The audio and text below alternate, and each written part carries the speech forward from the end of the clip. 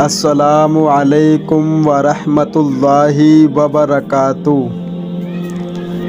تھمبنیل دیکھ کے معلوم ہو جاتا ہے کہ بات کس چیز کے اوپر ہونے والی ہے۔ زکوٰۃ کے اوپر کچھ باتیں میں آپ حضرات کے سامنے پیش کروں گا، پوری ڈیٹیل آپ کے سامنے رکھوں گا کہ زکوٰۃ کس کے اوپر فرض ہے، کس کو دینی چاہیے، کس کو نہیں دینی چاہیے، اور جو لوگ زکوٰۃ ادا نہیں کرتے ہیں ان لوگوں کے بارے میں کیا وعیدیں آئی ہیں۔ یہ سب باتیں میں آپ کو اس ویڈیو میں بتاؤں گا۔ زکوٰۃ کا فرض ہوتی ہے۔ مسئلہ نمبر 1، اگر آپ کے پاس نصاب کے برابر مال ہو اور وہ پورا ایک اسلامی سال تک آپ کے ملکیت میں رہے، مطلب 1 سال تک وہ پیسہ آپ کے پاس رہے تو زکوٰۃ فرض ہو جاتی ہے۔ زکوٰۃ کے مال سے دوستی مت کرنا ورنہ برباد ہو جاؤ گے۔ زکوٰۃ کا نصاب کیا ہے؟ مسئلہ نمبر 2، نمبر 1 7.5 تولہ سونا، نمبر 2 52.5 تولہ چاندی، نمبر 3 یا ان میں سے کسی ایک کی موجودہ مارکیٹ بھاؤ کے برابر رقم ہو۔ سمجھے؟ مطلب یا تو آپ کے پاس 7.5 تولہ سونا ہو، یا آپ کے پاس 52.5 تولہ چاندی ہو، یا سونا بھی نہ ہو چاندی بھی نہ ہو، لیکن آپ کے پاس اتنا پیسہ ہے کہ جس سے آپ 7.5 تولہ سونا خرید سکتے ہیں، جس سے آپ 52.5 تولہ چاندی خرید سکتے ہیں۔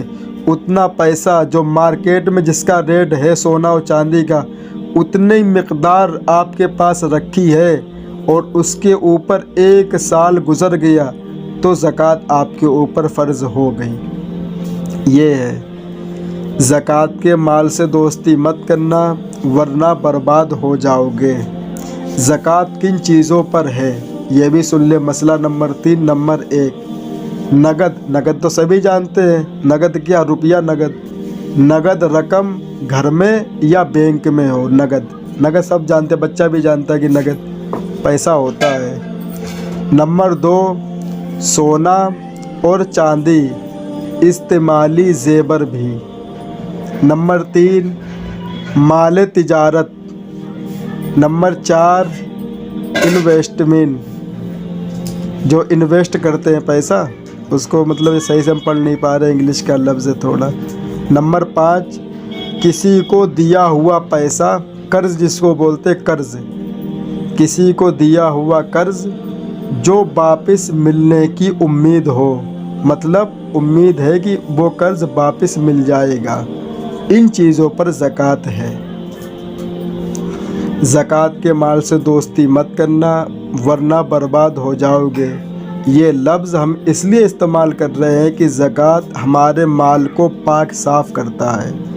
اگر جو زکوٰۃ نہیں دے گا، کل قیامت کے دن اس کے گلے میں جتنا اس نے پیسہ کمایا ہے سب پیسوں کو پگھلایا جائے گا۔ پگھلانے کے بعد ایک توق بنایا جائے گا اور اس کے گلے میں ڈالا جائے گا پگھلتا ہوا۔ اس لیے ہم یہ بات بولتے جا رہے بیر بیر۔ زکوٰۃ کن چیزوں پر نہیں ہے یہ بھی سن لے۔ نمبر 1 ذاتی گھر، جس گھر میں ہم لوگ رہتے ہیں، اپنا گھر، اس پر زکوٰۃ فرض نہیں ہے۔ نمبر 2 استعمال کے کپڑوں پر زکوٰۃ فرض نہیں ہے۔ جو کپڑے ہم لوگ پہنتے ہیں، چاہے وہ کتنے کپڑے ہوں اور کتنے پیسے کے کیوں نہ ہوں۔ نمبر 3 استعمال کی گاڑی پر زکوٰۃ فرض نہیں ہے۔ نمبر 4 کام کرنے والے اوزار پر زکوٰۃ فرض نہیں ہے۔ نمبر 5 گھریلو استعمال کے چیزوں پر زکوٰۃ فرض نہیں ہے۔ ایسے جو چیز ہم لوگ استعمال کرتے ہیں ان پہ زکوٰۃ فرض نہیں ہے، گھریلو چیزیں۔ زکوٰۃ کے مال سے دوستی مت کرنا ورنہ برباد ہو جاؤ گے۔ زکوٰۃ کن چیزوں کو، کن لوگوں کو دینا چاہیے؟ مسئلہ نمبر 5، نمبر 1 فقیر کو زکوٰۃ دینا چاہیے۔ نمبر 2 مسکین کو زکوٰۃ دینا چاہیے۔ نمبر 3 غریب کو زکوٰۃ دینا چاہیے۔ نمبر 4 رشتہ دار میں غریب ہو تو ان کو دینا چاہیے۔ نمبر 5 دینی مدرسوں میں زکوٰۃ دینا چاہیے۔ زکوٰۃ کے مال سے دوستی مت کرنا ورنہ برباد ہو جاؤ گے۔ اب یہ سن لیں کہ زکوٰۃ کن لوگوں کو نہیں دے سکتے۔ مسئلہ نمبر 6۔ نمبر 1 سید کو زکوٰۃ نہیں دے سکتے۔ نمبر 2 مالدار کو زکوٰۃ نہیں دے سکتے۔ نمبر 3 ماں، باپ، دادا، دادی، نانا، نانی کو زکوٰۃ نہیں دے سکتے۔ نمبر 4 بیٹا، بیٹی، نواسہ، نواسی اور میاں بیوی ایک دوسرے کو زکوٰۃ نہیں دے سکتے۔ نمبر 5 بد مذہب بے دین کو زکوٰۃ نہیں دے سکتے۔ زکوٰۃ کے مال سے دوستی مت کرنا ورنہ برباد ہو جاؤ گے۔ زکوٰۃ کی مقدار کتنی ہے؟ مسئلہ نمبر 7 پورے مال پر 40واں حصہ زکوٰۃ دینا فرض ہے۔ مثال کے طور پر آپ کے پاس 50 لاکھ روپے ہیں تو آپ کی زکوٰۃ بنے گی 12,500 روپے۔ زکوٰۃ کے مال سے دوستی مت کرنا ورنہ برباد ہو جاؤ گے۔ اور یہ بھی سنا ہے کہ جس انسان کے اوپر زکوٰۃ فرض ہو اور وہ زکوٰۃ ادا نہ کرے تو وہ ہماری عیدگاہ کے قریب نہ آئے، یہ حدیث ہے۔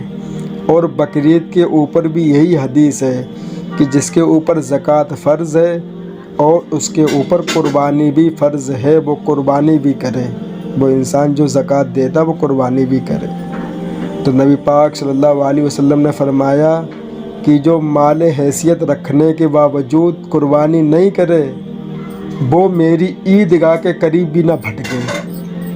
اتنی سخت حدیث ہے کہ جو قربانی نہ کرے، زکوٰۃ نہ دے، وہ ہماری عیدگاہ کے قریب بھی نہ آئے وہ انسان۔ تو میرے بھائی اب یہ دیکھا جاتا ہے کہ جتنے مالدار ہیں وہ کیا کرتے ہیں، کوئی پیسے لینے والے مولوی آئے، 500 روپے کی رسید کٹوا دی، 1500 روپے کی رسید کٹوا دی، پھر کوئی آیا 50 روپے کی رسید کٹوا دی، پھر کوئی آیا اتنے روپے کی رسید کٹوا دی، پھر کوئی آیا اتنے کٹوا دی۔ تو وہ یہ سمجھتے ہیں کہ ہم نے زکوٰۃ ادا کر دی۔ میرے بھائی ایسا بالکل بھی نہیں ہے۔ ایک ایک روپیہ آپ کو اپنی نظروں کے سامنے رکھنا پڑے گا اور اس میں سے زکوٰۃ آپ کو نکالنے پڑے گی اور لوگوں کو دینا ہوگا۔ آپ ویسے بھی دے رہے وہ صحیح بات ہے، لیکن زکوٰۃ کا کیا مطلب ہے کہ آپ اس کو جوڑیں ایک ایک روپیہ، نہ زیادہ نہ کم۔ لیکن آج مالدار لوگوں کے پاس ٹائم نہیں ہے کہ ہم اتنا پیسہ کیسے گنیں گے، کیونکہ انہیں معلوم ہے کہ اگر ہم نے اس کو گنا تو 25,000 50,000 روپے ہم کو زکوٰۃ دینے پڑ جائیں گے۔ تو یہی مولوی آتے ان کو 100 روپے کی رسید کٹوا لو، 50 کی رسید کٹوا لو، 1000 روپے کی رسید کٹوا لو، تو کتنا روپیہ ہوتا ہوگا؟ کم سے کم زیادہ سے زیادہ 2-3 ہزار، چلو 5,000 مان لو، چھوڑو 8,000 مان لو، تو کیا 8,000 روپے زکوٰۃ فرض ہوتی؟ نہیں میرے بھائی، پتہ نہیں کتنی ہوگی، وہ تو روپے کے حساب سے ہوتا ہے۔ میرے پاس لسٹ بھی موجود ہے، 10 روپے سے لے کر 10 کروڑ تک کی لسٹ میرے پاس موجود ہے۔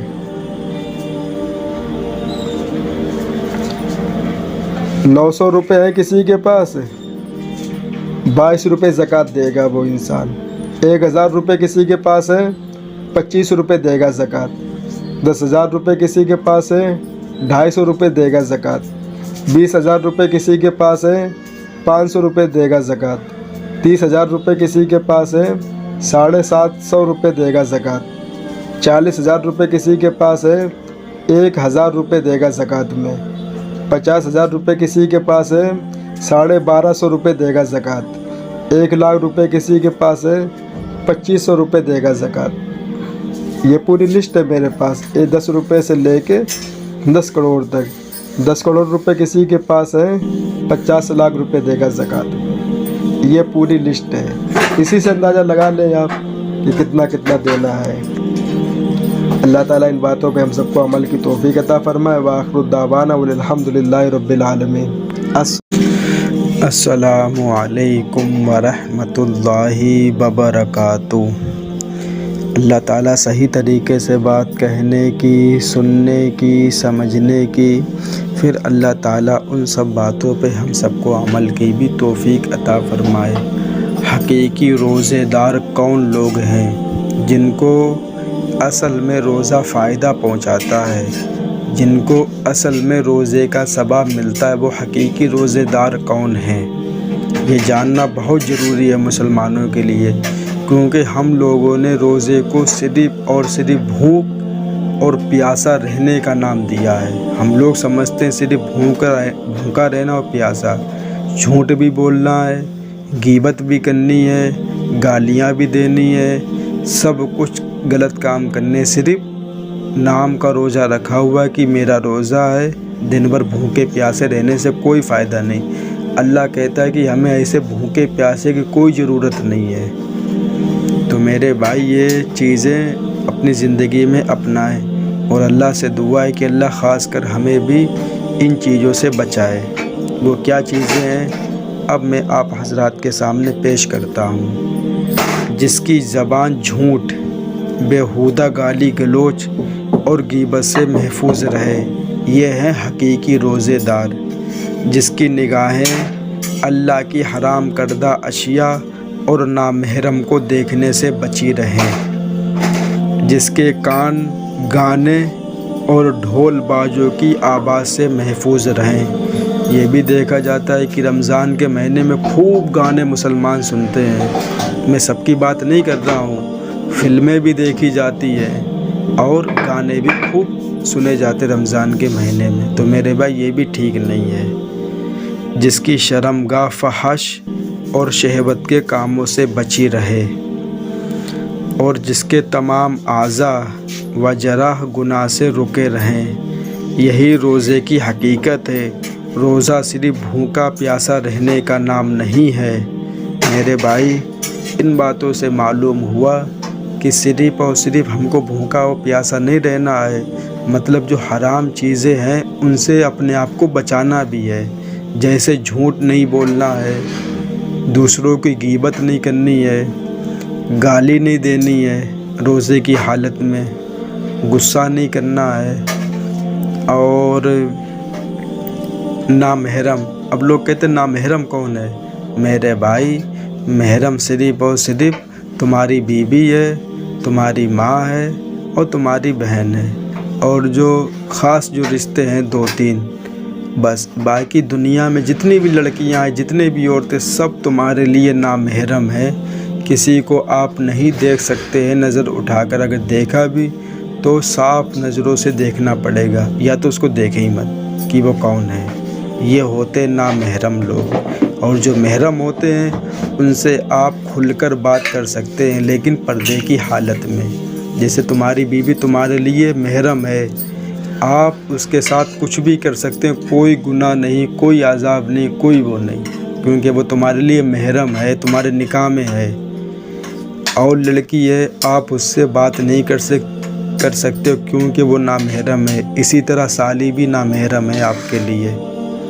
अगर आप साली से बात करेंगे तो पर्दे की हालत में आकर वो आपसे बात करे। लेकिन आज ये देखा जाता है कि दमान जाते हैं तो इतना हंसी मजाक होता है, देव बहनोई जो दूल्हा है सालियों के हाथ पकड़ता है, वो उनके हाथ पकड़ती है, गले मिलते हैं, और कभी कभी ऐसा वक्त भी आ जाता है कि पास में लेट भी लेते हैं, क्योंकि ये तो मेरे बहनोई साहब हैं, ये क्या मेरे साथ गलत करेंगे।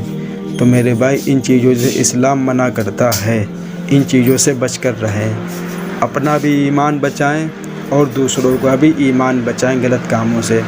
अल्लाह ताला इन बातों पे हम सबको अमल की तौफीक अता फरमाए। व आखिरु दावाना वल हम्दुलिल्लाहि रब्बिल आलमीन।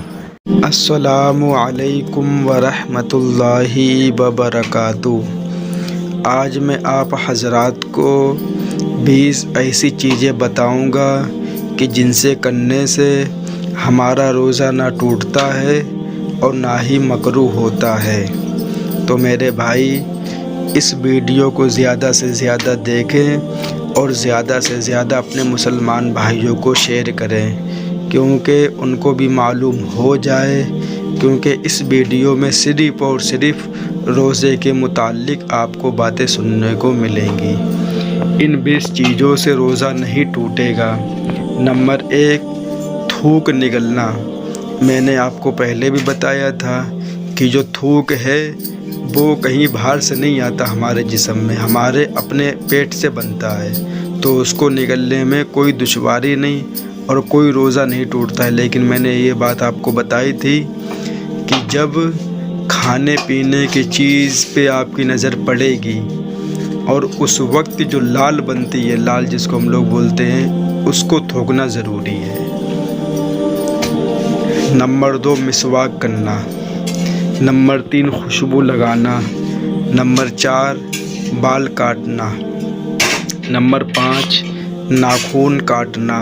ناخن کاٹنے سے بھی روزہ نہیں ٹوٹے گا۔ نمبر 6، سر میں تیل لگانا۔ نمبر 7، بھول سے کچھ کھا پی لینا۔ میں نے آپ کو پہلے بھی بتایا تھا، بھول سے چاہے ایک نوالا کھائیں، چاہے پیٹ بھر کر کھانا کھائیں، آپ کا روزہ نہیں ٹوٹے گا۔ لیکن جان بوجھ کے اگر ایک پانی کا قطرہ حلق کے نیچے اتر گیا تو آپ کا روزہ جاتا رہا۔ یہ بھی ہوتا ہے کہ اگر کوئی بھول سے کھا لے تو اس کو دل میں تسلی نہیں ہوتی ہے، اس کو یہ شک ہو جاتا ہے کہ میرا روزہ ٹوٹ گیا، ہم نے تو پیٹ بھر کے کھانا کھا لیا، اب وہ کھانا کھائے گا، اب اس کا روزہ ٹوٹے گا، اس سے پہلے اس کا روزہ نہیں ٹوٹا تھا۔ نمبر 8، ٹیسٹ کے لیے خون نکلوانا۔ آپ خون نکلوا سکتے ٹیسٹ کے لیے۔ نمبر 9، خود بخود الٹی ہو جانا۔ اگر اپنے آپ نے کچھ بھی نہیں کیا، نہ حلق میں انگلی ڈالی، نہ آپ نے کچھ ایسی چیز کری جس سے آپ کو الٹی آ گئی، اپنے آپ بعض ٹائم ایسا ہوتا سحری کرنے کے بعد انسان سو جاتا ہے یا کچھ کرتا تو کھانا ہوتا الٹی ہو جاتی ہے اپنے آپ، تو آپ کا روزہ نہیں ٹوٹے گا۔ اگر جان بوجھ کے آپ نے الٹی کو حرکت دی آپ نے اپنے منہ کے ساتھ، جس کی وجہ سے یہ کام ہوا ہے، تو میرے بھائی روزہ جاتا رہا۔ مہندی لگانا۔ مہندی لگانے سے بھی روزہ نہیں ٹوٹے گا۔ نمبر 11، دانتوں سے خون نکلنا اور اسے تھوک دینا۔ اگر آپ کے دانتوں سے مسوڑوں سے کہیں سے بھی خون نکلے تو آپ اس کو پی نہیں سکتے، آپ اس کو تھوکنا پڑے گا آپ کو فوراً۔ نمبر 12، غسل کرنا۔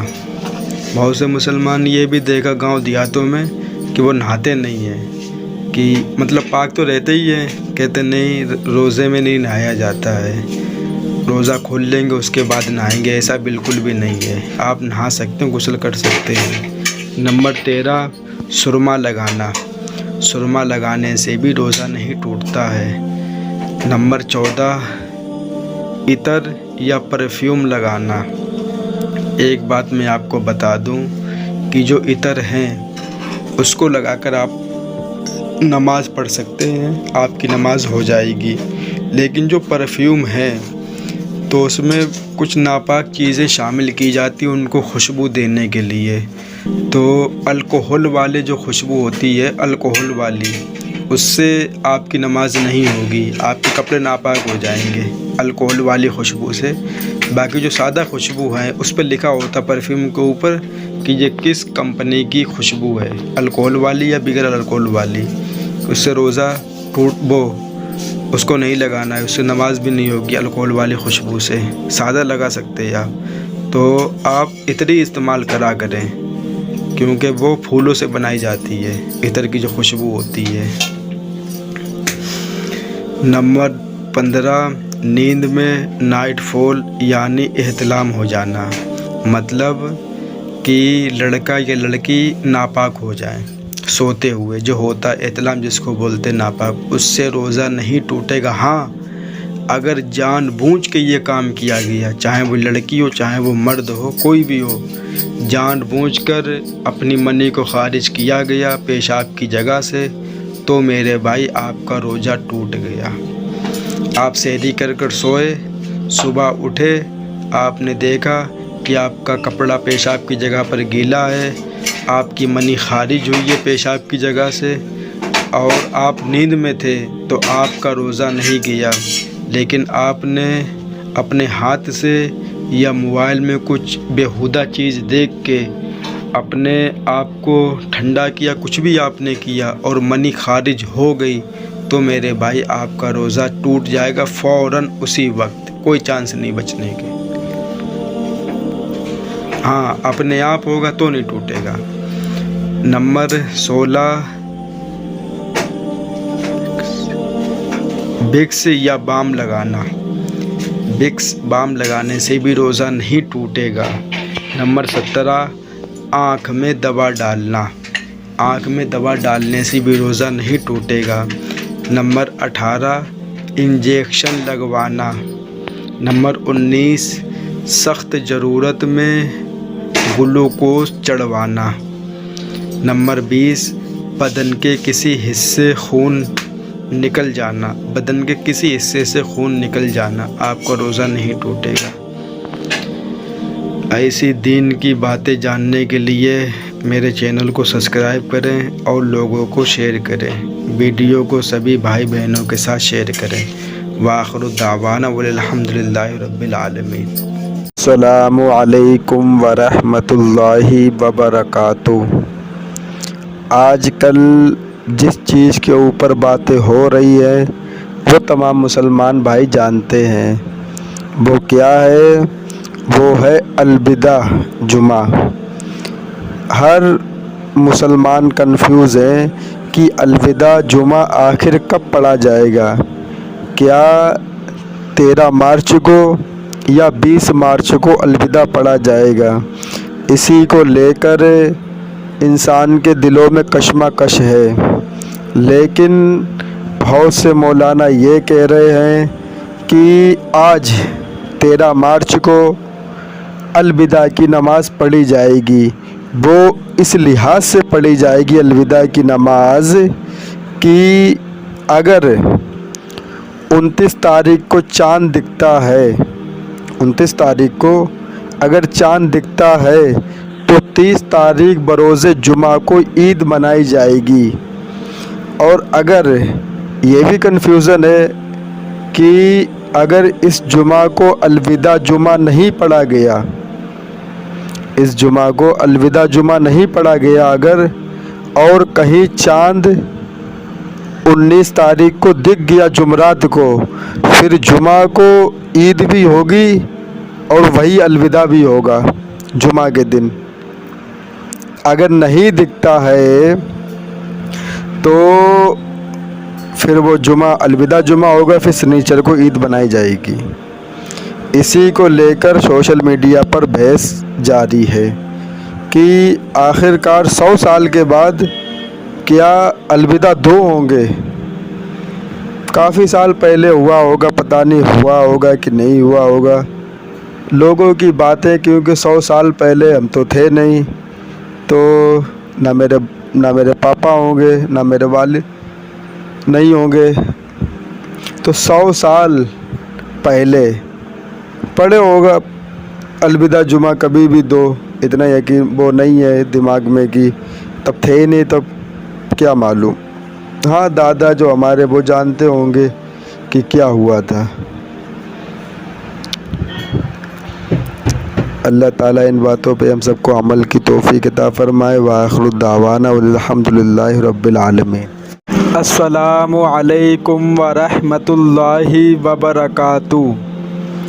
رمضان میں بہت سے مسلمان کچھ غلطیاں کرتے ہیں، افطاری کے وقت خاص کر یہ غلطی نہیں کرنی چاہیے۔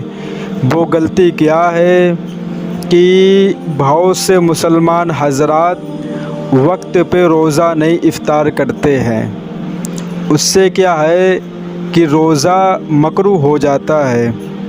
وہ کسی کام میں یا کسی ایسی جگہ پر مصروف ہو جاتے ہیں کہ وہ یہ سمجھتے ہیں کہ اگر ہم 5 منٹ اور بھوکے رہ لیں گے یا 10 منٹ تو اس میں کیا برائی ہے، ہم کو زیادہ ثواب ملے گا۔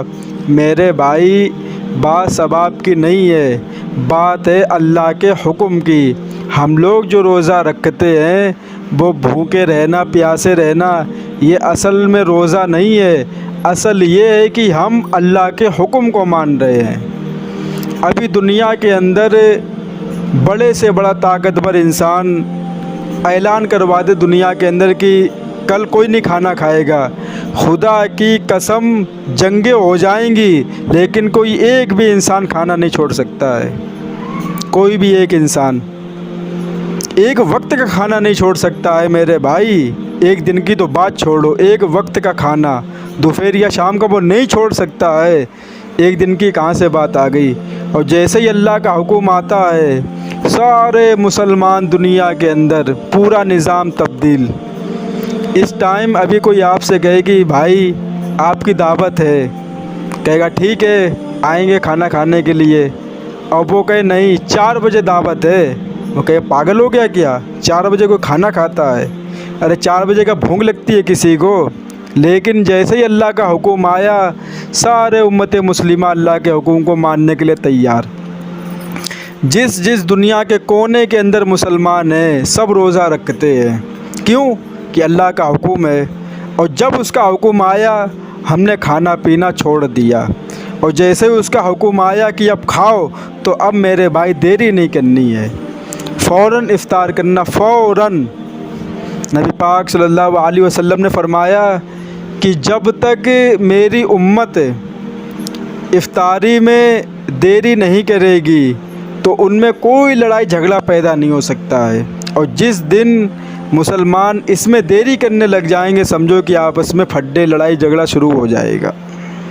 تو میرے بھائی ان چیزوں کا خاص خیال رکھیں کہ آپ پانی، کھجور، آپ روزہ کھول لیں، اس کے بعد جب آپ کا من چاہے جب آپ کھانا کھائیں، کوئی دقت والی بات نہیں ہے، کوئی دقت والی بات نہیں۔ آپ صبح کھائیں، سحری میں کھائیں کھجور، اور روزہ کھول لیں آپ، یہ نہیں کہ مطلب پیٹ بھر کے ہی کھانا ہے۔ اب رمضان کے مہینے میں جو ویسا کام ہے تو انسان کام میں پھنسا رہتا ہے، اور اکثر یہ دیکھا جاتا ہے کہ گراہک افطاری کے ٹائم ہی زیادہ دکان پہ آ جاتا ہے، وہ غیر مسلم ہوتے ہیں، مسلمان اس میں ایک بھی نہیں ہوتا ہے، کیونکہ وہ روزے کا ٹائم ہے، وہ بھلے روزہ رکھا یا نہ رکھا ہو لیکن وہ باہر ٹہلتا ہوا نہیں دکھے گا، اپنے ماں باپ کے ساتھ، اپنے بھائی بہنوں کے ساتھ گھر پہ بیٹھا ہوا دکھے گا، بھلے اس کا روزہ نہ وہ الگ بات ہے لیکن افطاری کرے گا۔ وہ غیر مسلم ہوتے انہیں معلوم نہیں ہوتا ہے کہ مسلمان جو روزہ رکھے وہ تو اپنے کام کے لیے آتے ہیں، تو اس میں انسان لیٹ ہو جاتا ہے۔ تو ہم یہی گزارش کرتے ہیں کہ آپ روزہ کھول لیں، اس کے بعد 2 کھجور ڈال لیں، 1 گلاس پانی پی لیں، بس پھر آپ کا من چاہے جب آپ کھانا کھائیں، کوئی اس میں برائی نہیں ہے۔ لیکن میرے بھائی جب آپ لیٹ کریں گے تو آپ کا روزہ مکروہ ہو جائے گا۔ دن بھر کا بھوکے پیاسے رہنا، 2 منٹ کا دیری تمہارے پورے دن بھوکے پیاسے کی سب قیمت ختم کر دے گی، کوئی ویلیو نہیں اس کی رہ جائے گی۔ کیوں کہ تم نے اللہ کے حکم کو توڑا ہے۔ جب اس کا حکم دیا کھانا پینا چھوڑ دو، کھانا کوئی حرام چیز ہے؟ حلال ہے۔ پانی کوئی حرام چیز ہے؟ حلال ہے۔ لیکن اللہ کا حکم آیا تو حلال چیزیں بھی مسلمان کو چھوڑنے پڑی، حلال چیز بھی، اور جیسے اس کا حکم آئے تو فوراً کھانا کھانا ہے۔ کیوں کہ یہ نہیں کہ رمضان کا مہینہ ہے، اللہ چاہتا ہے کہ میرا حکم بندہ کتنا مان رہا ہے۔ اصل میں روزہ نہیں ہے، اصل یہ دیکھا جا رہا ہے کہ اللہ کو ماننے والے دنیا میں کتنے ہیں۔ اب لوگ کہتے ہیں کہ روزہ کی بہت اہمیت ہے، ہاں روزے کی اہمیت ہے، لیکن جو اصل مقصد ہے، پیچھے کیا مقصد ہے اس کے، وہ ہے اللہ کا حکم، کہ اللہ چاہ رہا ہے کہ بندہ میری مان کے چلے۔ ہم اس سے کہیں حلال چیز چھوڑ دے تو یہ فوراً چھوڑ دے، فوراً، اور جیسے ہی ہم کہیں کہ اب کھا تو فوراً یہ کھائے۔ کیوں؟ یہ کس کے حکم سے ہو رہا ہے؟ یہ دنیا کے حکم سے نہیں ہو رہا ہے۔ کوئی آیا نواب، ارے آج سے مسلمان 30 دن تک کھانا نہیں کھائیں گے، نہ دوپہر کا نہ صبح کا ناشتہ، صرف شام کو کھائیں گے اور صبح 4 بجے کھائیں گے۔ میرے بھائی قیامت آ جائے گی لیکن مسلمان سے کوئی کھانا نہیں چھڑوا سکتا، مسلمان کسی سے نہیں چھڑوا سکتا، چاہے وہ غیر مسلم ہو یا وہ کسی مذہب کا ہو، کوئی انسان کھانا نہیں چھڑوا سکتا ہے۔ اس سے یہ معلوم ہوتا ہے کہ مسلمان ایک اللہ پر ایمان رکھتے ہیں اور اللہ کے لیے کچھ بھی کرنے کے لیے تیار ہے مسلمان، کچھ بھی۔ اور مذہب میں دیکھ لو انسان، ہم زیادہ مذہب کی بات کرتے بھی نہیں ہیں، لیکن جب سوشل میڈیا پہ اسلام کو ٹارگیٹ کیا جاتا ہے کہ اسلام صحیح مذہب نہیں ہے، اسلام غلط کام سکھاتا ہے، تب تھوڑا بہت میرا بھی من کرتا ہے کہ بھائی ہم بھی اپنے اسلام کی تعریف کریں۔ کیوں نہ تعریف کریں کہ ہر چیز کے بارے میں اسلام میں بتایا گیا، ہر چیز کے بارے میں، کسی بھی مذہب میں نہیں بتایا گیا، لیکن اسلام اب دیکھ لو، جو بیوی کی جو بہن ہوتی جس کو سالی بولتے ہیں، اسلام میں کیا ہے کہ وہ تمہارے لیے غیر محرم ہے، آپ اس سے بات نہیں کر سکتے، جب بھی وہ آپ کے سامنے آئے گی پردے میں آئے گی۔ لیکن نعرہ کیا لگایا گیا دنیا کے اندر کہ سالی آدھی گھر والی، یہ کس نے نعرہ لگائے؟ غیر مسلم نے، کیونکہ انہیں رشتے کی اہمیت معلوم نہیں ہے۔ وہ یہ کہتے ہیں کہ مسلمان اپنی بہنوں سے شادی کرتے ہیں، تو ان سے یہ میرا کہنا ہے میرے بھائی، مسلمان انہی سے شادی کرتے ہیں جس سے شادی ہو سکتی ہے۔ غیر مسلم کہتے ہیں کہ نہیں بہنوں سے شادی کر لیتے ہیں مسلمان، میرے بھائی ایسا بالکل بھی نہیں ہے۔ جس سے شادی ہو جاتی ہے یا ہو جائے گی، اسی سے شادی ہو سکتی ہے۔ یہ نہیں کہ ہر کسی کو بیوی بنا کے بیٹھ گئے مسلمان، ہر کسی کو نہیں بیوی بنا کے مسلمان بیٹھتا ہے۔ ہاں یہ ہے کہ مسلمانوں میں رشتہ اور نکاح ہمیشہ رشتہ داری میں کیا جاتا ہے، وہ دوسری جگہ منہ ماننے نہیں جاتے ہیں، اور جو اور مذاہب ہیں وہ جہاں ان کی رشتہ داری ہے وہاں وہ رشتہ نہیں کرتے ہیں۔ اس لیے دیکھ لو آج مسلمانوں کے رشتے دیکھو اور غیر مسلموں کے رشتے دیکھو، مسلمان کے رشتے زیادہ جڑے ہوئے تم کو نظر آئیں گے۔ کیوں؟ کہ ان کی جو شادی ہے وہ آپس میں ہوتی رہتی ہے اور رشتہ داری کے بھی ختم نہیں ہوتی ہے، چلتی رہتی ہے۔ ابھی دیکھ لو آپ سروے کر کے، ہمارے باپ، پھر ان کے باپ، پھر ان کے باپ، پھر ان کے باپ، کہاں سے رشتہ داری چلی کر کے آ رہی؟ کوئی ایسا بندہ نکل ہی آتا ہے دنیا کے اندر کہ تو یہ تو بہت پرانا رشتہ دار ہے، میرے باپ کے باپ اس کو جانتے تھے، میرے دادا کے باپ اس کو جانتے تھے، ان کی مطلب جو پیڑھی چلتی ہوئی آ رہی ہے، یہ ہے مسلمانوں کا رشتہ۔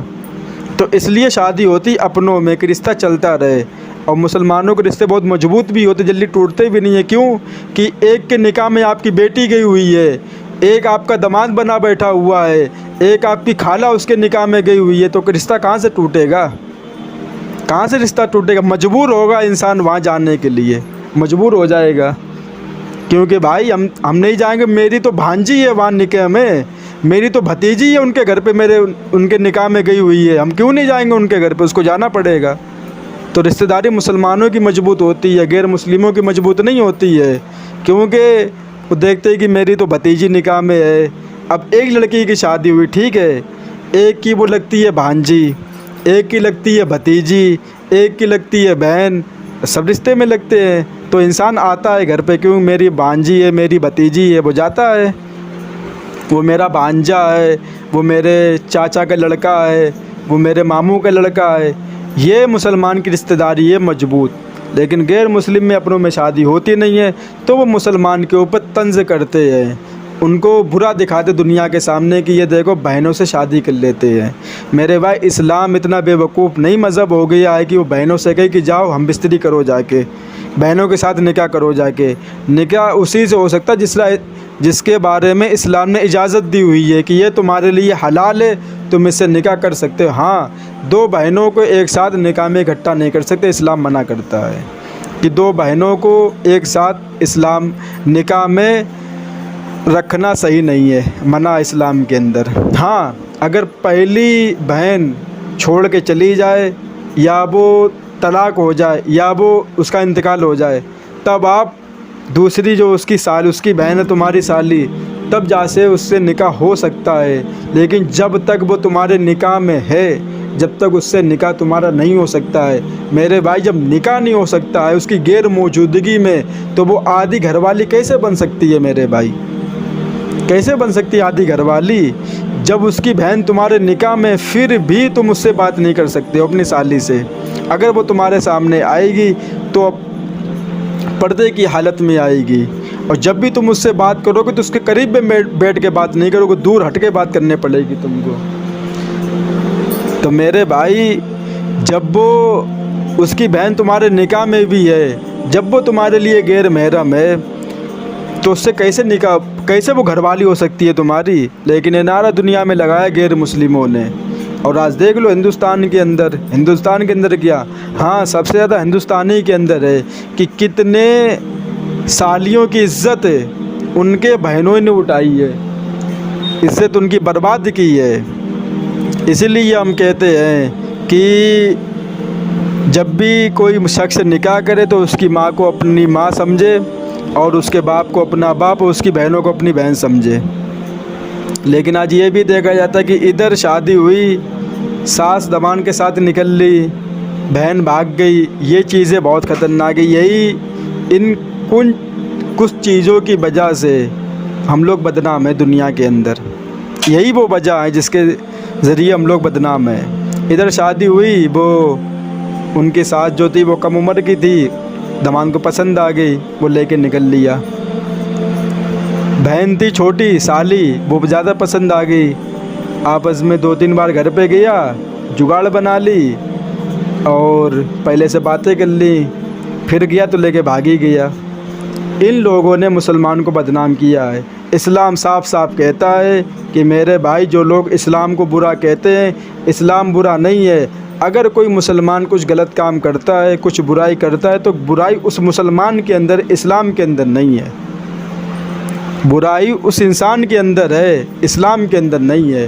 وہ انسان نے برائی کی ہے تو آپ اس کو سمجھائیں, جا کے آپ اس کو غلط ٹھہرائیں کہ ہاں اس نے غلط کام کیا ہے. لیکن آپ ایک انسان کے غلط کام کی وجہ سے پورے اسلام کو آپ برا نہیں کہہ سکتے ہیں کہ پورا اسلام غلط ہے, بہنوں سے شادی کرتے, یہ کرتے ہیں, وہ کرتے ہیں. اب کوئی بہن کو لے کے بھاگ گئی, یا رشتے میں لگتی تھی بہن, وہ غلطی سے لے کے بھاگ گیا, تو اس وجہ سے اسلام بدنام ہے. تو کچھ لوگوں کی وجہ سے وہی بات ہمیشہ یاد آتی ہے کہ نمازی آدمی دھوکہ دیتا ہے. تو ہم نے کیا بولا تھا؟ ہم نے نہیں بولا تھا, یہ ہم نے بات سنی تھی. ہم نے, نمازی دھوکہ نہیں دیتا ہے. ایسا ہوتا ہے کہ بعض ٹائم دھوکے باز انسان نماز پڑھ لیتا ہے. اب لوگ کہتے ہیں داڑھی والے لوگ چور ہوتے ہیں. میرے بھائی, داڑھی والے چور نہیں ہوتے ہیں. بعض ٹائم ایسا ہوتا ہے کہ چور داڑھی رکھ لیتا ہے. یہ دو باتیں ان لوگوں کے لیے جو نمازی اور داڑھی والوں کو دیکھ کر برے کمنٹ کرتے ہیں ویڈیو پہ کہ یہ لوگ صحیح نہیں ہیں, ان لوگوں کے لیے باتیں ہیں. ہر کسی کے لیے نہیں ہے کہ ہم سب کے بارے میں کہہ رہے. لیکن جو مسلمانوں کے اپنے دلوں میں بغض رکھتے, نفرت بھری ہوئی ہے, اور جو بات ان کی ذرا سی آتی ہے فوراً اس کو اچھالنا شروع کر دیتے ہیں. تو بہنوں کے ساتھ سوتے ہیں, نکاح میں بہن کے ساتھ نکاح کر لیا, یہ کر لیا, وہ کر لیا. ایسا کچھ بھی نہیں ہے میرے بھائی. اگر آپ کو اتنا ہی جاننا ہے تو آئیں کسی مولوی کے پاس, کسی عالم کے پاس آپ بیٹھیں, وہ آپ کو سمجھائے کہ رشتہ ہوتا کیا ہے. آپ کو رشتے کے بارے میں پتہ نہیں, رشتہ اصل میں ہے کیا. اسلام خود کہتا ہے کہ رشتہ داری, شادی رشتہ داری میں کرو کہ رشتہ تمہارا مضبوط ہو. اگر کوئی تمہیں ماننے کے لیے, کچھ بھی کرنے کے لیے, تو تمہارے پیچھے پورا خاندان ہو ایک. اس سے کیا ہوتا ہے کہ رشتے مضبوط ہوتے ہیں. اب وہ لڑکی جو نکاح میں تمہارے آئی ہے, اب تمہاری ہمت ہے اس کے اوپر ہاتھ اٹھانے کی, کیونکہ اس کے پیچھے اس کا ماما بھی ہے, اس کے پیچھے اس کا چچا بھی ہے, اس کے پیچھے اس کے بہت سارے رشتہ دار ہیں, اور یہی لڑکا ہے. اگر لڑکی گھر والے لڑکے کو ماننا چاہیں تو اس کے پیچھے اس کا خاندان ہے. تو یہ کب ہوگا؟ جب شادی خاندان میں ہوگی تب. اور جب انسان دوسری جگہ جاتا ہے رشتہ نیا کرنے کے لیے, تو وہاں دیکھو کیا کیا ہوتا ہے. مشکل سے شادی چل پاتی, بہت مشکل سے, ورنہ ہمیشہ تو لڑائی جھگڑے چلتے رہتے ہیں. اور کوئی زیادہ سمجھدار ہوتا ہے وہ چھوڑ ہی دیتا طلاق کے بہانے کے, ہٹاؤ اس کو چھوڑو ورنہ زندگی نہیں گزر پائے گی. یہ ہوتا ہے. تو یہ اسلامی کہتا ہے کہ اپنے آپس میں شادی کرو, لیکن جو حلال اور حرام رشتے ہیں اس کا قرآن نے بتا دیا ہے. سگی بوا ہے, ان سے رشتہ نہیں کر سکتے آپ. خالہ سے رشتہ کرنا حرام ہے, بھلے وہ آپ سے عمر میں چھوٹی کیوں نہ ہو. اور جن ماؤں نے بچپن میں دودھ پلایا ہم لوگوں کو، ان کی لڑکیاں، مطلب ایسا ہوتا تھا بچپن میں کہ ہماری ماں ہم کو گودی لے ہوتی تو کوئی دوسری عورت آگے کہتی ہم کو دو اپنا بچہ، تو وہ رونے لگتا، تو وہ مطلب وہ بھی حاملہ تھی، ان کے بھی مطلب تو وہ بھی دودھ پلا دیتی ہے ان بچے کو، تو ان کی جو لڑکی ہے اس سے بھی نکاح نہیں ہو سکتا ہے، جس نے آپ کو دودھ پلایا اس سے بھی نہیں ہو سکتا، جس نے دودھ پلایا، اور جو اس کی لڑکی ساتھ اس سے بھی نہیں ہو سکتا ہے نکاح۔ تو یہ رشتہ کرنے کے ٹائم یہ چیزیں دیکھی جاتی ہیں کہ بعض ٹائم ایسا ہو جاتا ہے کہ بچپن میں ہمیں عورتوں نے کھلایا ہوتا ہے اور انہوں نے دودھ بھی پلایا ہوتا ہم لوگوں کو، تو ان سے نکاح نہیں ہو سکتا، تو اس کو تمہاری بہن ہو گئی ہے اس لیے۔ تو اتنا تو ہمیں زیادہ پتہ نہیں ہے، لیکن قرآن کے اندر جو 14 پارہ اس کی جو آخری آیت ہے اس میں اللہ تبارک و تعالیٰ نے پورے حلال اور حرام رشتے کے بارے میں بتایا ہے۔ اللہ تعالیٰ سے دعا ہے اللہ تعالیٰ ان باتوں پہ سب کو عمل کی توفیق عطا فرمائے۔ وآخر دعوانا والحمدللہ رب العالمین۔ السلام علیکم ورحمۃ اللہ وبرکاتہ۔ اللہ تعالیٰ صحیح طریقے سے بات کہنے کی، سننے کی، سمجھنے کی، پھر اس پہ اللہ تعالیٰ ہم سب مسلمان بھائیوں کو عمل کی بھی توفیق عطا فرمائے۔ جو مسلمان حضرات بلی، گھوڑا، بکری، بھینس، اونٹ جانور پالتے ہیں وہ یہ ویڈیو بڑے دھیان سے دیکھیں۔ کمزوروں کے ساتھ اچھا سلوک، جانوروں کے اوپر رحم کرو۔ نبی پاک صلی اللہ علیہ وسلم نے صرف انسانوں کے ساتھ ہی نہیں بلکہ جانوروں کے ساتھ بھی اچھا سلوک کرنے کی تلقین کی ہے۔ چنانچہ جس طرح آپ نے انسانوں کو ماننے سے منع فرمایا، ایسے ہی جانوروں کو بھی ماننے کی ممانعت فرمائی۔ بہت سے لوگ اس سلسلے میں نبی پاک صلی اللہ علیہ وسلم کی ہدایات کو نظر انداز کر دیتے ہیں اور جانوروں کے ساتھ بے رحمی کا معاملہ کرتے ہیں۔ چنانچہ جو لوگ مال برداری کے لیے جانوروں کا استعمال کرتے ہیں، انہوں نے تو جانوروں کو مارنے کے لیے باقاعدہ سوٹے اور کوڑے بنائے ہوئے ہوتے ہیں۔ ایک تو بوجھ ان پر اتنا زیادہ ہوتا ہے کہ وہ چلائیں یا نہ چلیں۔ پھر اگر وہ جانور کہیں پھنستا ہے یا گاڑی کا پہیہ کسی گڈھے میں چلا جاتا، یہ بہت سمجھنے کی بات ہے ان لوگوں کے لیے جو لوگ جانوروں کے ساتھ بے رحمی کرتے ہیں۔ گاڑی کا پہیہ کسی گڈھے میں چلا جاتا ہے تو ان کو اس سے کوئی مطلب نہیں کہ پہیہ کہاں پھنسا ہے، کہاں گرا ہے، وہ تو سارا غصہ اسی جانور پر نکالیں گے جو گاڑی کو لے کر چل رہا ہے، نتیجتاً جانور زخمی ہو جاتا ہے۔ یاد رکھیں یہ ظلم ہے۔ اگرچہ وہ جانور اپنی زبان سے کچھ نہیں کہہ سکتا، کسی کے سامنے اپنے دکھ کا اظہار نہیں کر سکتا، لیکن جب اللہ کے سامنے پیشی ہوگی تو اس جانور کو قوت گوبائی عطا کی جائے گی۔ وہ باری تعالیٰ سے شکایت کرے گا کہ آپ نے دنیا میں مجھے ان کا ماتحت بنایا تھا۔ پوچھے ان سے کہ انہوں نے میرے ساتھ ظلم و زیادتی کا کیا معاملہ کیا؟ جواب دینا مشکل ہو جائے گا۔ انسان کے حق کو پامال کرنا ہی گناہ نہیں ہے بلکہ جانوروں کے حقوق کو پامال کرنا بھی گناہ ہے۔ جانوروں پر طاقت سے زیادہ بوجھ لادنا جائز نہیں۔ نبی پاک صلی اللہ علیہ وسلم نے اس کو سختی سے منع فرمایا ہے۔ صحابہ کرام ان باتوں کا اتنا خیال فرماتے تھے کہ حضرت ابو ذر رضی اللہ تعالیٰ عنہ سے روایت ہے کہ انہوں نے اپنے اونٹ سے کہا، اے اونٹ، تو اپنے رب کے یہاں میرے سلسلے میں مخاصمہ نہ کرنا، میں نے تجھ پر طاقت سے زیادہ بوجھ نہیں لادا۔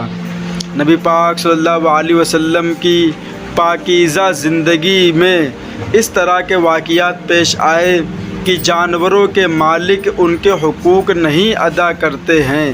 چنانچہ مالک سے بات چیت کے بعد پتہ چلتا تھا کہ واقعی ضرورت سے زیادہ بوجھ ان پر لادا جاتا ہے، وقت پر کھانا نہیں دیا جاتا اور مقید کر کے رکھا جاتا ہے۔ نبی پاک صلی اللہ علیہ وسلم مالک کو سمجھاتے ہیں کہ یہ طریقہ ظلم ہے، اس کی سزا انسان کو بھگتنی پڑے گی۔ ایک دن نبی پاک صلی اللہ علیہ وسلم کسی انصاری صحابہ کے باغ میں داخل ہوئے۔ اچانک ایک اونٹ آیا اور آپ صلی اللہ علیہ وسلم کے قدموں میں لوٹنے لگا۔ اس وقت اس کی آنکھوں میں آنسو تھے۔ نبی پاک صلی اللہ علیہ وسلم نے فرمایا، اس اونٹ کا مالک کون ہے؟ تو وہ ڈرتا ہوا آیا۔ آپ صلی اللہ علیہ وسلم نے اس سے فرمایا، اس کو اللہ تعالیٰ نے تمہاری ملکیت میں کر دیا ہے۔ اللہ تعالیٰ سے ڈرتے نہیں، یہ مجھ سے شکایت کر رہا ہے کہ تم اسے بھوکا رکھتے ہو اور اس سے محنت و مشقت کا کام زیادہ لیتے ہیں۔ میرے بھائی، آج جو لوگ اسلام کو بدنام کرتے ہیں اور اسلام کو ٹارگیٹ بناتے ہیں کہ اسلام کوئی اچھا مذہب نہیں ہے، اسلام کوئی وہ چیز نہیں ہے جو مسلمانوں نے بنائے رکھی ہے۔ میرے بھائی، اسلام تو وہ مذہب ہے جس کے اندر ہر ایک انسان ہو یا جانور ہو، ہر ایک کے ساتھ اچھا سلوک کرنے کے بارے میں بتایا گیا ہے۔ آپ کسی بھی جانور کے ساتھ ظلم و زیادتی نہیں کر سکتے ہیں۔ آج یہ دنیا میں دیکھا جاتا ہے کہ بہت سے لوگ گائے پالتے ہیں، بھینسیں پالتے ہیں، گھوڑا پالتے ہیں، ہر چیز پالتے ہیں جو حلال جانور ہیں، لیکن ان کو کھانا کھلا دیا جاتا ہے، لیکن ان کے پانی کا کوئی پتہ نہیں۔ ابھی انسان کھانا کھانے بیٹھے تو ساتھ میں پانی لے کے بیٹھتا ہے۔ ابھی سوشل میڈیا پر ایک ویڈیو وائرل ہوئی، خدا کی قسم اس ویڈیو کو دیکھ کے بہت سکون ملا ہے۔ ایک طرف کھانا جانور کھا رہے ہیں اور دوسری طرف ایک نالی ایسی بنائی گئی ہے، جیسے پیپ ہوتا پیپ، ویسا پیپ ڈالا گیا، اس کو بیچ سے کاٹا گیا ہوا ہے، اس کے اندر پانی بھرا ہوا ہے کہ جیسے ہی جانور کو بھوک لگے فوراً پانی پیے، فوراً کھانا کھائے۔ لیکن گاؤں دیہاتوں میں دیکھا جاتا ہے کہ جانور کو کھانا کھلا دیا، پانی 2 گھنٹے کے بعد 3 گھنٹے کے بعد جب دھیان آیا کہ چلو اس کو پانی پلا دیں، کیونکہ وہ اپنی زبان سے کہہ نہیں سکتا ہے۔ اب بات آتی ہے کہ جو لوگ گھوڑے پالتے ہیں، زیادہ وزن اس کے اوپر لوڈ کر دیتے ہیں، زیادہ وزن کی ہم زیادہ پیسے کما لیں، اور جب اس کا پہیہ جو ٹائر ہوتا ہے اگر کہیں پھنس جائے، کسی چڑھائی پہ چڑھنا ہو جانور کو یا کسی گڈھے میں پھنس جائے، تو انسان یہ نہیں دیکھتا ہے کہ یہ کیوں پھنس گیا ہے، کیا دقت ہے، جانور کو مارنا شروع کر دے گا، اتنا مارے گا کہ بعض تو بہرحم ایسے بھی دنیا کے اندر ہے کہ جانور لہو لہان ہو جاتا ہے، خون بہنے لگتا ہے اس کے جسم سے، خون کے آنسو روتا ہے جانور، ایسی حالت ہو جاتی ہے۔ میرے بھائی، آپ یہ نہ سمجھیں کہ یہ جانور مر جائے گا، ختم ہو جائے گا، نہیں، جو حلال جانور ہیں جو ہم لوگ پالتے ہیں وہ سب کل قیامت کے دن اللہ کے سامنے شکایت کریں گے کہ اللہ یہ میرا مالک تھا اور اس نے میرے ساتھ کیسا کیسا ظلم کیا۔ تو انسانوں کے حقوق تو اللہ نے فرمائے ہیں، ساتھ ہی ساتھ جانوروں کے حقوق کے بارے میں فرمایا ہے کہ ان کے ساتھ آپ ان کو بے وجہ ان کو مار نہیں سکتے، آپ چاہے وہ بلی ہو، چاہے وہ کتا ہو، چاہے وہ بندر ہو، چاہے وہ کوئی سا بھی جانور ہو، آپ بلا وجہ کسی جانور کو مار نہیں سکتے۔ میرے بھائی، اللہ تعالیٰ سے دعا ہے اللہ تعالیٰ ان باتوں پہ ہم سب کو عمل کی توفیق عطا فرمائے۔ وآخر دعوانا والحمد للہ رب العالمین۔ السلام علیکم ورحمۃ اللہ وبرکاتہ۔ آج کی نوجوان نسل ایک ایسے گناہ میں مبتلا ہو رہی ہے جو اکیلے میں کیا جاتا ہے، جسے کوئی انسان نہیں دیکھتا مگر اللہ سب دیکھ رہا ہوتا ہے۔ یہ وہ گناہ ہے جو انسان کو وقتی سکون دیتا ہے لیکن دل سے نور چھین لیتا ہے، آنکھوں سے حیا ختم کر دیتا ہے، نماز میں خشوع ختم کر دیتا ہے اور آہستہ آہستہ ایمان کو کمزور کر دیتا ہے۔ آج موبائل، انٹرنیٹ اور تنہائی شیطان کے سب سے بڑے ہتھیار بن چکے ہیں۔ نوجوان لڑکے ہوں یا لڑکیاں، سب اس آزمائش میں گھر چکے ہیں۔ یاد رکھو، جو لذت چند لمحوں کی ہو وہ پوری زندگی کی شرمندگی بن سکتی ہے۔ جو ہاتھ گناہ کے لیے استعمال ہو رہے ہیں، انہی ہاتھوں سے کل قرآن بھی اٹھانا ہے۔ اللہ فرماتا ہے، وہ دلوں کے راز بھی جانتا ہے، تنہائی کا گناہ بھی اس کے سامنے ظاہر ہے۔ ابھی بھی وقت ہے، دروازہ کھلا ہے، توبہ کر لو، نظر کی حفاظت کر لو، روزہ رکھ لو، نماز کی پابندی کرو اور یہ دعا کثرت سے پڑھو۔ اللہم انی اعوذ بک من شر نفسی ومن شر الشیاطین۔ اے نوجوان، تم کمزور نہیں ہو، تم شیطان کے غلام نہیں ہو، تم امت محمد ہو۔ آج عہد کرو تنہائی میں بھی اللہ سے ڈرنے کا، اور اللہ ہمیں پاکیزگی، حیا اور مضبوط ارادہ عطا فرمائے۔ اب آپ کے یہ نہیں سمجھ میں آیا ہوگا کہ ہم نے کس گناہ کی بات کی۔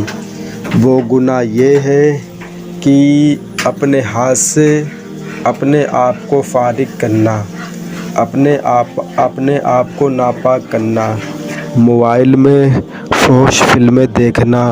یہ وہ سنگین گناہ ہے کہ انسان دنیا کے سامنے بہت سیدھا نظر آتا ہے، نماز پڑھتا ہوا نظر آتا ہے، قرآن پڑھتا ہوا نظر آتا ہے، روزے رکھتا ہوا نظر آتا ہے، ماں باپ کے ساتھ اچھا سلوک کرتے ہوئے نظر آتا ہے، اور دنیا کہتی ہے کہ یہ نوجوان بہت اچھا ہے، یہ نوجوان بہت نیک ہے، یہ نوجوان اپنے ماں باپ کی خدمت کرتا ہے، یہ نوجوان اللہ نبی کو ماننے والا ہے۔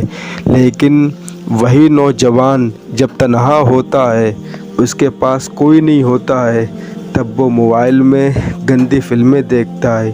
یہ ہے تنہائی کا گناہ، اور یہ وہ گناہ ہے جو ہمارے اعمال کو برباد کر دیتا ہے۔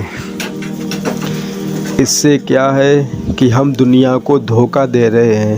ہم دنیا کے سامنے بہت اچھے نظر آتے ہیں، سب ہماری تعریف کرتے ہیں ماں باپ کہ میرا بیٹا بہت اچھا ہے، لیکن وہی بیٹا تنہائی میں اتنا سنگین گناہ کرتا ہے جو ہمارے ایمان کو کمزور کر دیتا ہے، نماز کی لذت کو ختم کر دیتا ہے، اور نماز کی خضوع جو دل میں ایک سکون ملتا ہے نماز پڑھنے کے بعد، وہ چیز ختم کر دیتا ہے وہ گناہ۔ تو کتنے نوجوان، کتنی نوجوان لڑکیاں اس گناہ میں مبتلا ہیں۔ صرف لڑکے ہی نہیں، لڑکیاں بھی مبتلا اس گناہ میں ہیں۔ بہت سی لڑکیاں ہیں جو یہ کہتی ہیں کہ ہمیں فحش فلمیں دیکھنے کی عادت پڑ گئی ہے، ہم اتنی بار توبہ کر چکے ہیں لیکن یہ عادت ہم سے نہیں چھوٹتی۔ اور کتنے نوجوان اس گناہ میں مبتلا ہیں۔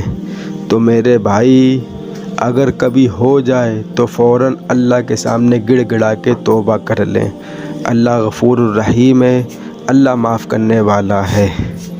تو میرے بھائی، یہ بہت خطرناک اور بہت سنگین گناہ ہے۔ اس گناہ سے ہمیں اپنے آپ کو کیسے بچانا ہے؟ اس سے بچنے کا صرف یہ مت سوچیں کہ یہ گناہ ہے تو ہم اس گناہ سے کیسے بچیں گے، کیسے اپنے آپ کو بچائیں گے۔ میرے بھائی، اس گناہ سے بچنے کا بھی طریقہ ہے۔ وہ کیا طریقہ ہے؟ ماں باپ اپنی اولاد کو ان گناہوں سے بچا سکتے ہیں۔ اپنی اولادوں کی زندگی اس گناہ سے کیسے بچا سکتے ہیں؟ وہ یہ ہے کہ اپنی لڑکیوں کی، اپنے لڑکوں کی صحیح ٹائم پر ان کا نکاح کرو، ان کی شادی کرو، کیونکہ وہ اس گناہ سے اپنے آپ کو بچا کر رکھیں۔ اب ہوتا کیا ہے کہ جب کوئی چھوٹا بچہ ہوتا ہے تو اس کے اندر جوانی کے جو ہارمونز ہوتے ہیں وہ اس کے اندر نہیں ہوتے ہیں، تو اس کے اوپر کچھ اثر نہیں پڑتا ہے، چاہے وہ کوئی بھی چیز دیکھے۔ لیکن جیسے ہی وہ لڑکا 14 سال کی عمر، 15 سال کی عمر، 16 سال کی عمر کو پہنچتا ہے تو اس کے جسم میں ایک تبدیلی پیدا ہونا شروع ہو جاتی ہے، اور وہ تبدیلی کیا ہے کہ جیسے ہی وہ کسی لڑکی کو، کسی عورت کو چھوٹے کپڑوں میں دیکھتا ہے تو فوراً اس کا جو جسم ہے وہ ایک دم ہلچل مچاتا اندر سے۔ وہ ہلچل کیوں مچاتا ہے؟ وہ یہ بتاتا ہے کہ اب آپ کا لڑکا بالغ ہو گیا، وہ یہ بتاتا ہے کہ اب آپ کی لڑکی بالغ ہو گئی۔ اس کے اندر اللہ تبارک و تعالیٰ نے وہ ہارمونز پیدا کیے جس سے یہ کسی اولاد کو پیدا کر سکتی ہے تمہاری لڑکی، اور تمہارا لڑکا اپنی نسل کو آگے بڑھا سکتا ہے۔ وہ یہ سگنل دیتے ہیں جسم کہ اب آپ کا لڑکا جوان ہو گیا، اب آپ کی لڑکی جوان ہو گئی۔ ابھی آپ کسی چھوٹے لڑکے کے سامنے، کیونکہ جب بات بتانی پڑتی تھوڑا کھل کے بات بتانی پڑتی کہ انسان کے سمجھ میں آ جائے۔ ابھی کوئی چھوٹا لڑکا ہو، اس کے سامنے کوئی عورت اپنے جسم کو کھول کے بیٹھ جائے اس لڑکے کے سامنے، خدا کی قسم وہ لڑکا اس کی طرف دیکھے گا بھی نہیں۔ کیوں کہ اس کے جسم میں وہ چیز نہیں ہے جس سے وہ اس کے ساتھ کچھ بدتمیزی یا کچھ حرکت دے۔ اس کے سامنے تم کچھ بھی کرو لیکن اس کے نہیں سمجھ میں آئے گا یہ سب کیا ہے۔ اس کو تو یہ بھی نہیں معلوم ہوگا کہ یہ چیزیں کس چیز میں استعمال کی جاتی ہیں۔ وہ یہ بھی نہیں جانتا کہ جو پیشاب کی جگہ اللہ نے ہم کو دی ہے آخر اس کا کیا مطلب ہے، یہ کس چیز میں کام آتی ہے، صرف پیشاب کرنے کے لیے کام آتی ہے۔ اور جیسے ہی وہ لڑکا بالغ ہوتا ہے، جوانی کے عروج پر قدم رکھتا ہے، تو فوراً اس کے سمجھ میں آ جاتا ہے کہ اللہ نے یہ چیز ہم کو کیوں دی ہے، اس کا اصل مطلب کیا ہے۔ تو میرے بھائی یہ چیز شروع ہونے سے پہلے آپ اپنے بچوں کا، اپنی بچیوں کا نکاح کر دیں، وہ ان گناہ سے بچیں گے۔ اور یہ بھی لکھا ہوا ہے کہ جب کوئی نوجوان یہ گناہ کرتا ہے تو کل قیامت کے دن اس کے جو ہاتھ ہیں، جس ہاتھ سے وہ یہ گناہ کرتا ہے، وہ ہاتھ اس کے حاملہ ہوں گے، اس کے ہاتھوں میں بچے ہوں گے کل قیامت کے دن۔ اس کے ہاتھ جو جیسے عورت حاملہ ہوتی ہے ویسے ہی ہمارے ہاتھ حاملہ ہوں گے، اور اس سے اس بات کا اندازہ لگایا جائے گا کہ یہ وہ نوجوان ہیں جو اپنے آپ کو اس کام میں مبتلا کیے ہوئے تھے۔ اب آپ یہ سوچیں، ذرا ٹھنڈے دماغ سے سوچیں، بس تھوڑی سی بات ہے کہ ابھی آپ باتھ روم میں یا بند کمرے میں یہ گناہ کر لیتے ہیں لیکن آپ کو کوئی نہیں دیکھتا صرف اللہ کے سوا۔ اللہ تو ہر چیز دیکھنے والا ہے، نہ تو آپ کی بیوی نے دیکھا آپ کیا کر رہے، نہ تو آپ کے ماں باپ نے دیکھا، لیکن جب کل قیامت کا دن ہوگا تو پوری نو انسانی، پوری دنیا کے لوگ وہاں پہ موجود ہوں گے، اور جب وہ تم کو یہ دیکھیں گے کہ میرا بچہ دنیا میں اس کام میں مبتلا تھا تو کتنی شرمندگی محسوس ہوگی ماں باپ کو کہ ایسے تو یہ بہت سیدھا نظر آتا تھا، نمازیں پڑھتا تھا، قرآن پڑھتا تھا، لیکن آج میرا بچہ ان گناہوں میں مبتلا ہے۔ تو میرے بھائی 99-90% لڑکیاں اور لڑکے اس گناہ میں مبتلا، لیکن ماننے کو کوئی تیار نہیں ہے، کوئی ماننے کو تیار نہیں ہے کہ ہم اپنے بچوں کا نکاح کریں اور میرے بچے اس گندے خطرناک گناہ سے اپنے آپ کو بچائیں۔ یہ تبھی بچا سکتے ہیں جب ماں باپ ٹائم پہ اپنی لڑکیوں کا نکاح کریں گے۔ اللہ تعالیٰ سے دعا ہے اللہ تعالیٰ ان باتوں پہ ہم سب کو عمل کی توفیق عطا فرمائے۔ وآخر دعوانا والحمد للہ رب العالمین۔ السلام علیکم ورحمۃ اللہ وبرکاتہ۔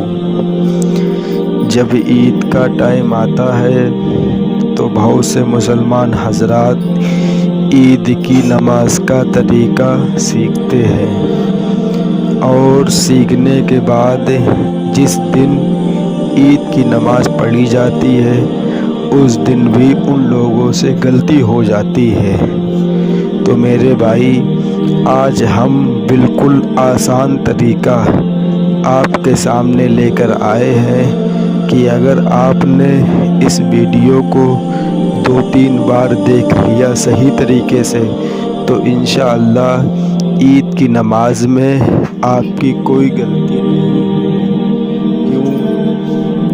क्योंकि ईद की नमाज साल में एक बार आती है और इसमें कोई गुंजाइश नहीं है कि किसी मुसलमान से इस नमाज में कोई गलती हो जाए। तो मेरे भाई, इस वीडियो को बहुत ध्यान से देखिएगा और अपने दोस्तों यारों के साथ शेयर भी करिए। बहुत आसान तरीका, बिल्कुल आराम से आपको अच्छी तरीके से समझाएंगे कि आखिरकार ईद की नमाज का तरीका क्या है। ईद के नमाज में यहाँ वहाँ देखने से बेहतर है 5 मिनट निकाल कर ये सीख लें ईद की नमाज और उसका तरीका। नियत, पहले तो हम नियत सीखेंगे। 2 रकात नमाज ईद उल फितर वाजिब 6 तकबीरों के जायद के साथ, फिर अल्लाहु अकबर कहकर सना मुकम्मल करेंगे और 3 तकबीरें होंगी। मतलब ये कि नियत बांधने के बाद इमाम साहब कहेंगे अल्लाहु अकबर, उसके बाद हम लोगों को हाथ बांध लेना है। हाथ बांधने के बाद इमाम साहब और हम लोग सना पढ़ेंगे। सना के बाद 3 तकबीरें होंगी क्योंकि ईद उल फितर में 6 जायद तकबीरें होती हैं। पहले अल्लाहु अकबर कहकर हाथ छोड़ देंगे, दूसरी मर्तबा अल्लाहु अकबर कहकर हाथ छोड़ देंगे, तीसरी मर्तबा अल्लाहु अकबर कहकर हाथ बांध लेंगे। हो गई 4 तकबीरें। पहली तकबीर हाथ बंध जाएंगे, सना पढ़ने के बाद 3 तकबीरें होंगी और चौथी तकबीर में हाथ बांध लेंगे। उसके बाद ताऊज़ अऊज़ु बिल्लाहि मिनश शैतानिर रजीम, उसके बाद तस्मिया बिस्मिल्लाहिर रहमानिर रहीम। इमाम साहब क़िराअत करेंगे, सूरह फातिहा पढ़ेंगे, सूरत पढ़ेंगे, रुकू और सजदा करेंगे। पहली रकात मुकम्मल हो जाएगी। दूसरी रकात बिस्मिल्लाहिर रहमानिर रहीम पढ़ने के बाद इमाम साहब क़िराअत करेंगे, सूरह फातिहा पढ़ेंगे, उसके बाद 3 तकबीरें। पहली तकबीर अल्लाहु अकबर कहकर हाथ छोड़ देंगे, दूसरी तकबीर अल्लाहु अकबर कहकर हाथ छोड़ देंगे, तीसरी तकबीर अल्लाहु अकबर कहकर हाथ छोड़ देंगे। मैंने आपको पहले बताया कि 6 जायद तकबीरें होती हैं और हर रकात में 4 तकबीरें होती हैं। एक तो नमाज की हो जाती है और जो 3 तकबीरें होती हैं वो ज़्यादा होती हैं।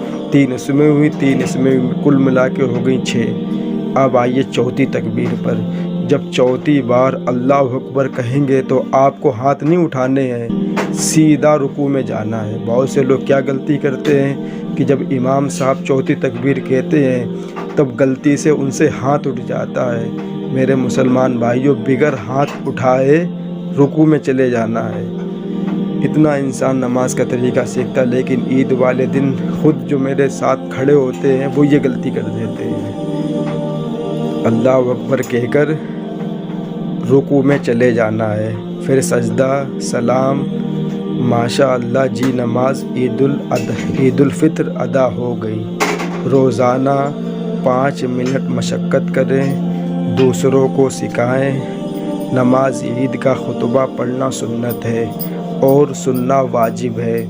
ये भी देखा जाता है कि हम लोग साल भर बहुत से मुसलमान हजरात नमाज़ पढ़ने के लिए जाते हैं, जैसे ही नमाज ख़त्म होती है फ़ौरन भाग जाते हैं। ऐसा नहीं करना चाहिए, हमको खुतबा भी सुनना चाहिए क्योंकि ईद उल फितर का खुतबा वाजिब है, वो नमाज के बाद होता है। खामोशी से खुतबा सुनना चाहिए और उस नमाज के तरीके को آگے مزید دوسرے لوگوں کو پہنچانا آپ کا اخلاقی فرض بنتا ہے تاکہ بروقت نماز عید الفطر لوگ شرمندگی سے بچ جائیں۔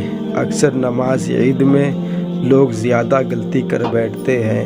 تو میرے بھائی، یہ تھا نماز کا طریقہ، ہم نے بالکل آسانی کے ساتھ آپ کے سامنے پیش کیا ہے۔ ہلکی سی تھوڑی سی اور بات کر لیتے ہیں کہ جب پہلی رکعت ہوگی اور جب امام صاحب کہیں گے اللہ اکبر، تو آپ کو ہاتھ باندھ لینے ہیں۔ کس لیے؟ ثنا پڑھنے کے لیے۔ اور جیسے ثنا مکمل ہوگی اس کے بعد 3 زائد تکبیریں کہی جائیں گی۔ پہلی تکبیر میں ہاتھ چھوڑ دینا ہے، دوسری تکبیر میں ہاتھ چھوڑ دینا ہے۔ جب امام صاحب تیسری بار کہیں گے، اسی میں غلطی ہوتی ہے انسانوں سے، اللہ اکبر، تو آپ کو ہاتھ باندھ لینا ہے۔ امام صاحب سورہ فاتحہ پڑھیں گے، اس کے ساتھ سورت پڑھیں گے، رکوع کریں گے، سجدہ کریں گے، پہلی رکعت مکمل ہو جائے گی۔ دوسری رکعت میں جیسے ہم لوگ نماز پڑھتے ہیں اسی طریقے سے نماز پڑھیں گے۔ سورہ فاتحہ اور سورت مکمل ہونے کے بعد پھر تکبیریں ہوں گی۔ پہلی تکبیر میں ہاتھ چھوڑ دینا ہے، دوسری تکبیر میں ہاتھ چھوڑ دینا ہے۔ جب تیسری تکبیر ہوگی اس میں بھی ہاتھ چھوڑ دینا ہے۔ جو چوتھی تکبیر ہے وہ ہے نماز کی تکبیر۔ اور جیسے امام صاحب کہیں گے اللہ اکبر، تو بغیر ہاتھ اٹھائے ہم لوگوں کو رکوع میں چلے جانا ہے۔ یہ ہے عید الفطر کی نماز کا طریقہ۔ اللہ تعالی ہم سب کو صحیح طریقے سے نماز پڑھنے توفیق عطا فرمائے اور ہماری نماز کو قبول فرمائے۔ وآخر دعوانا والحمد للہ رب العالمین۔ السلام علیکم ورحمۃ اللہ وبرکاتہ۔ یہ ایک پرانے شہر کی بات ہے جہاں گلیاں چھوٹی تھیں مگر دل بڑے تھے۔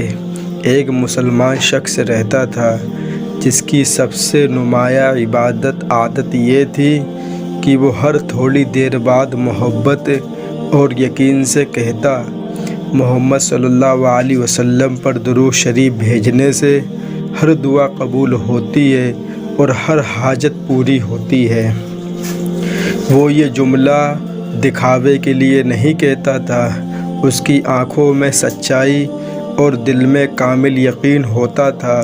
وہ دکان پر ہو، گھر پر ہو یا راستے میں چل رہا ہو، زبان پر درود پاک جاری رہتا۔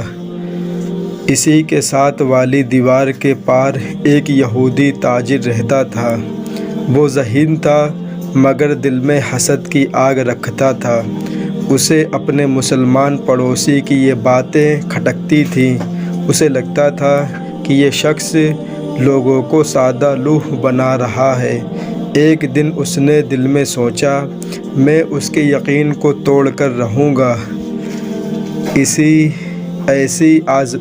ایسی آزمائش میں ڈالوں گا کہ وہ خود مان لے گا کہ درود کی تاثیر محض وہم ہے۔ چنانچہ اس نے ایک ماہر سونار کو بلایا اور کہا، مجھے سونے کی ایک نہایت قیمتی انگوٹھی بنا کر دو، ایسی کہ دیکھنے والا دنگ رہ جائے، مگر اس کے اندر ایک خفیہ نشان بھی بنا دینا تاکہ میں اسے پہچان سکوں۔ سونار نے حیرت سے پوچھا، حضور کیا خاص بات ہے اس میں؟ یہودی نے مسکرا کر کہا، بس تم اپنا کام کرو،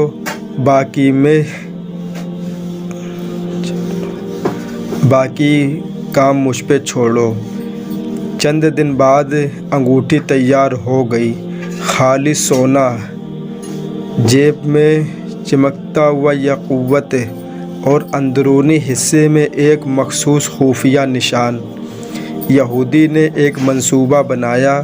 ایک صبح وہ بڑی محنت محبت سے مسلمان پڑوسی کے پاس آیا اور بولا، پڑوسی، میں سفر پر جا رہا ہوں، یہ انگوٹھی بہت قیمتی ہے، میں چاہتا ہوں کہ اسے امانت کے طور پر تمہارے پاس رکھ جاؤں۔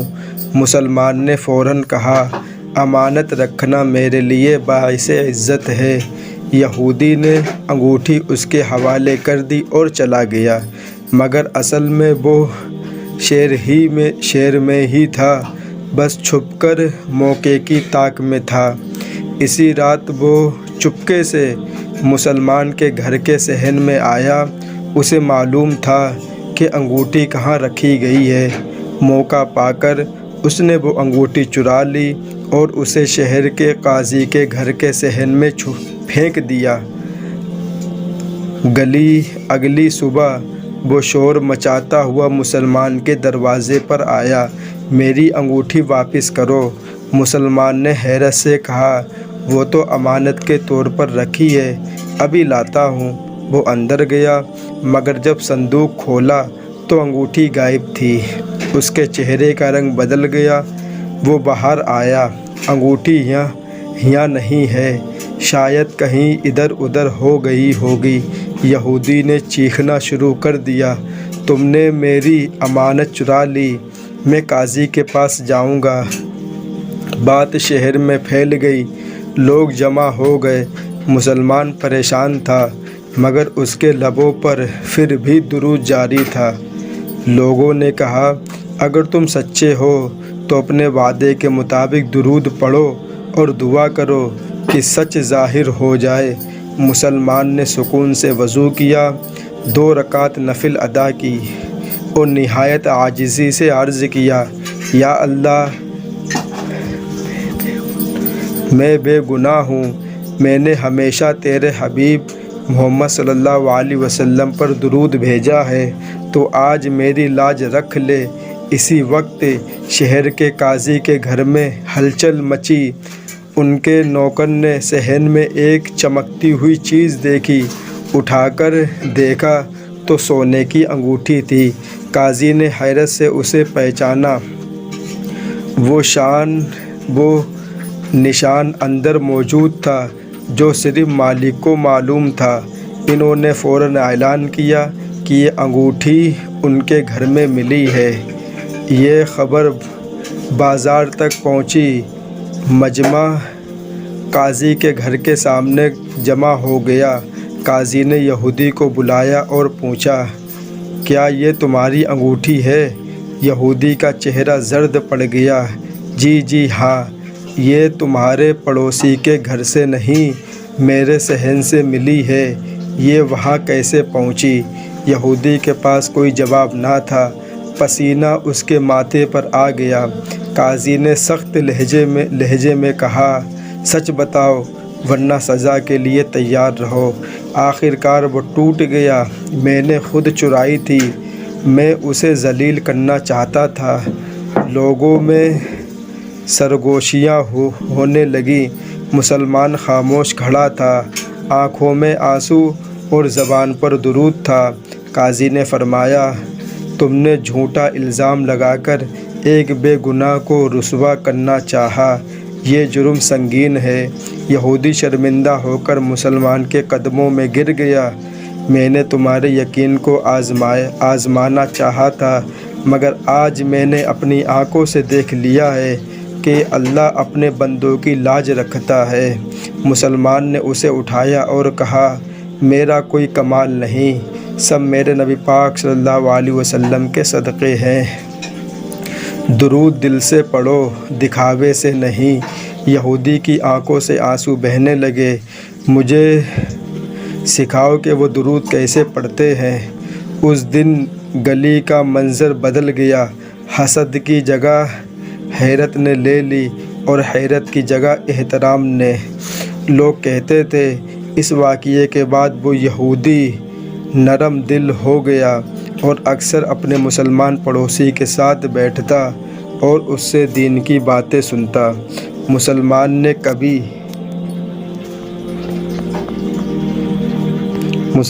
نے کبھی فخر نہ کیا، وہ پہلے کی طرح سادہ زندگی گزارتا، وہ پہلے کی طرح زبان پر درود جاری رکھتا۔ فرق بس اتنا تھا کہ اب جب وہ کہتا کہ حضور صلی اللہ علیہ وسلم پر درود شریف بھیجنے سے ہر دعا قبول ہوتی ہے، تو سننے والے کے دل میں بھی یقین کی ایک چنگاری روشن ہو جاتی ہے۔ کہانی کا حاصل یہ ہے کہ سچا یقین آزمائش سے گھبراتا نہیں۔ کبھی کبھی اللہ اپنے بندے کی سچائی کو لوگوں کے سامنے ظاہر کر دیتا ہے تاکہ حق واضح ہو جائے۔ درود کی تاثیر الفاظ میں نہیں، دل کے اخلاص میں ہوتی ہے، اور جب دل سچا ہو تو سازشیں خود بخود ناکام ہو جاتی ہیں۔ اللہ تعالیٰ ان باتوں پہ ہم سب کو عمل کی توفیق عطا فرمائے، اور نبی پاک صلی اللہ علیہ وسلم پر زیادہ سے زیادہ درود شریف بھیجنے کی توفیق عطا فرمائے۔